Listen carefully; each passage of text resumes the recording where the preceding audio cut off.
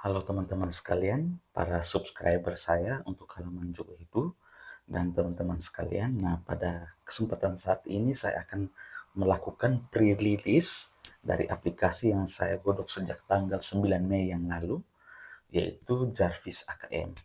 Nah, teman-teman, ini merupakan tampilan admin dari Jarvis AKM. Kemudian yang ini adalah di tab sebelah ini adalah tampilan siswanya. Ya, tampilan siswanya seperti ini. Saya buat sedikit mendekati versi dari DKA maupun AKM. Nah, teman-teman, pada aplikasi ini kita akan coba lihat pada pre-release ini apa saja fitur-fiturnya. Ya, saya coba sign in. Nah, teman-teman, perlu teman-teman ketahui bahwa aplikasi ini saya bangun dengan Laravel 12 dengan database-nya merupakan MariaDB versi 8.2. Nah, teman-teman, ini tampilan depannya. Seperti ini, teman-teman. Saya lihat coba buat lebih sederhana dari aplikasi CBT umumnya. Beberapa menu yang biasanya terpisah saya satukan sehingga tidak terlalu banyak menu. Sehingga di sini kalau kita lihat hampir tiap menu ini tidak ada sub menunya. Jadi kalau dashboard, dashboard saja, kalau bank soal saja, seperti itu, tidak ada sub menunya. Dengan beberapa tambahan seperti analisis soal dan peringkat umum. Ini merupakan fitur untuk membuat sedikit berbeda dengan yang lain. Nah, kemudian di sini uh, apa yang menjadi keunggulan dari aplikasi ini? Yang pertama, teman-teman lihat bahwa aplikasi ini bisa berjalan di server lokal. Jadi teman-teman yang biasa menggunakan CBT seperti Candy, Extraordinary, nah itu sudah biasa. Jadi nanti jika rilis maka teman-teman akan mendapatkan source code-nya. Nah, source code-nya tentu dengan donasi-donasi ya teman-teman, karena cukup panjang, prosesnya cukup panjang dan cukup ribet. Uh, Meskipun hanya dengan vibe coding, tapi memang logikanya memang perlu ditanamkan sehingga perlu ada sedikit harga untuk jerih payah. Nah, teman-teman, kita lanjut ke sini. Jadi teman-teman lihat di sini, itu yang pertama ya teman-teman, keunggulannya bahwa dia bisa berjalan di server lokal, sama seperti CBT umumnya.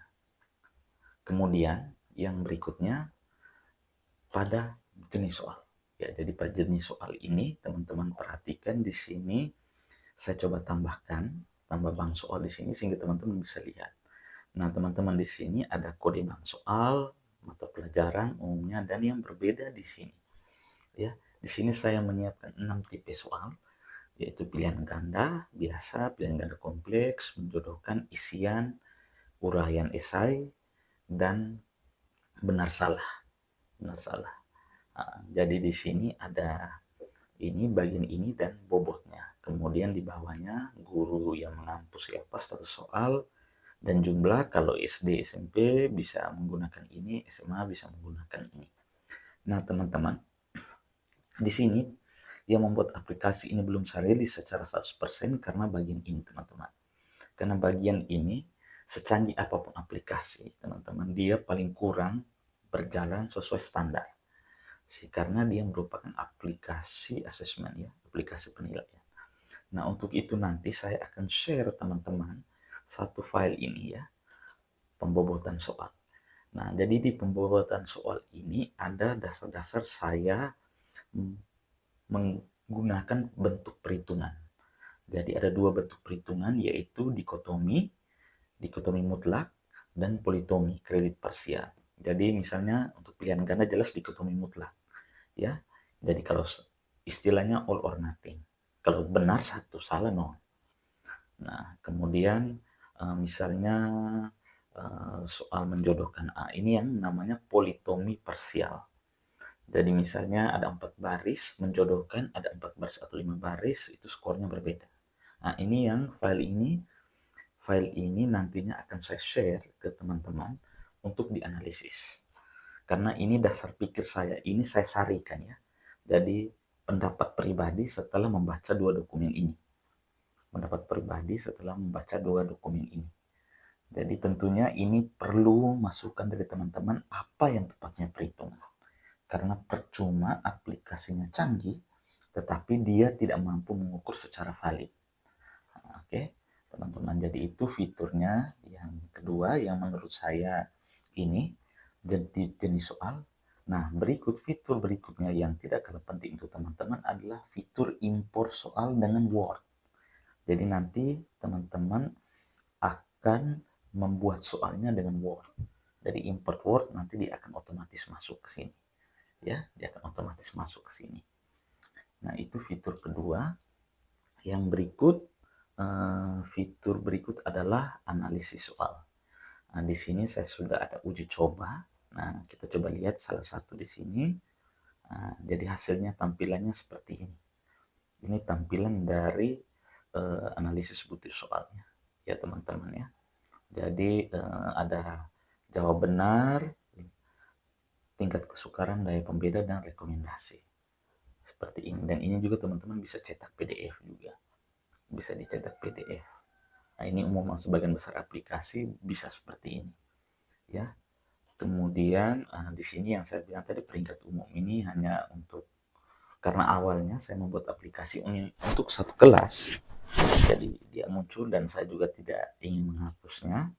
Kemudian untuk ujian aktif seperti biasa ya. Jadi untuk fitur ujian aktifnya ini seperti biasa, seperti ini. Jadi nanti teman-teman bisa lihat sendiri. Jadi kalau buat jadwal ujian juga sama seperti aplikasi lainnya, pilih paketnya, waktunya, mau tampil nilai. Artinya lebih modern lah, umumnya sama, tapi saya buat tampilannya lebih modern.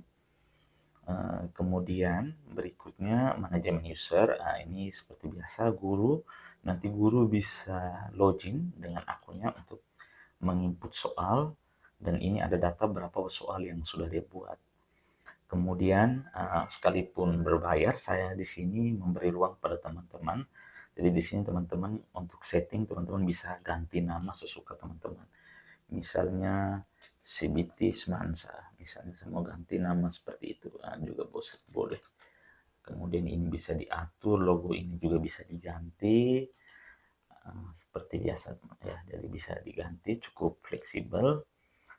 Kemudian selanjutnya, karena di sini saya sudah buat satu ujian ya, saya sudah buat satu ujian di sini, satu ujian di sini. Jadi nanti teman-teman akan lihat tampilannya. Tampilannya nanti saya akan login menggunakan HP dan teman-teman langsung melihat bagaimana prosesnya tampilan dari 6 tipe soal tadi. Oke, kita siapkan. Nah, untuk koneksi teman-teman seperti biasa, seperti video-video saya sebelumnya itu, saya menggunakan yang namanya TP-Link. Ini no internet teman-teman ya, no internet. Jadi seperti CBT umumnya. Jadi sistemnya melalui share link atau access point. Ya, kalau teman-teman lihat video saya tentang panduan Candy CBT, maka teman-teman akan lihat bisa tahu maksud dari sistem ini. Oke, saya coba reload dulu tokennya, token yang baru. Oke, nanti kita akan coba bagaimana ketika siswa mengerjakan di Android. Kalau di PC di sini jelas ya, ini sederhana. Ini tampilannya sederhana. Oke, mungkin nanti juga akan saya tampilkan di sini. Baik teman-teman, nanti saya akan uji coba dengan HP saya yang ini ya. Nah teman-teman, untuk uji cobanya seperti biasa kita akan mengakses alamat ini. Ya, saya akan coba masukkan di sini. Teman-teman, prinsipnya terkoneksi pada jaringan yang sama ya. Di sini juga TP-Link. Nah, di sini juga harus yang sama. Ya. Oke, alamat IP-nya sudah ada di atas sini. Jadi tinggal kita masukkan di sini 192.100 ya, ini sudah tadi.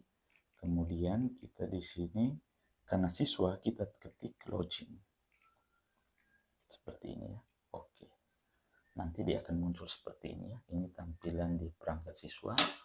Kemudian saya coba login dengan salah satu akun peserta.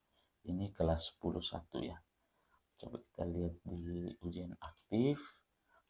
Jadi ini untuk kelas 10.1. Oke, saya ke peserta ujian, lalu saya cari 10.1. 10.1 ya, coba yang ini ya. Saya coba yang ini, Anastasia. Saya coba ketik di sini, Anastasia 001. Seperti ini, kemudian sandinya